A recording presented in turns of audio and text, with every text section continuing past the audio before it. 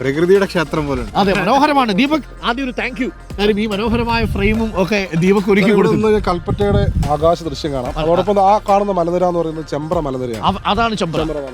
ആ ചെമ്പ്ര മലനിരകൾക്കപ്പുറം കോഴിക്കോട് ജില്ലയുടെ ഭാഗങ്ങൾ, അതുപോലെ തന്നെ മുത്തപ്പൻപുഴ, ആനക്കാമ്പൊയിൽ, ഇത് മേപ്പാടിയോട് ചേർന്ന് കിടക്കുന്ന സ്ഥലമാണ്. അവിടെയാണ് നമ്മുടെ കള്ളാടി തുരങ്കപാത വരുന്നത് ഈ ചെമ്പ്ര മലനിരകൾക്ക് താഴെ.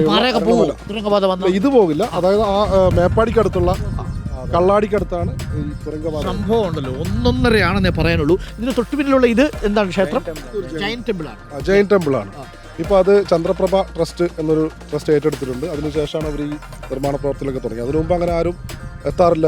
അപ്പോൾ മനോഹരമായ ഒരു സ്ഥലമാണ്. കൽപ്പറ്റ വരുന്നൊരു സ്ഥലത്തേക്ക് പോകുക. നമ്മൾ താഴെയാണ് നിന്നത്. ഏകദേശം എത്ര അടി ഉയരം ഉണ്ടാവും? ഒരു 100-300 അടിയോളം ഉയരത്തിലുണ്ട് അല്ലെ കൽപ്പറ്റ നഗരത്തിൽ നിന്ന്.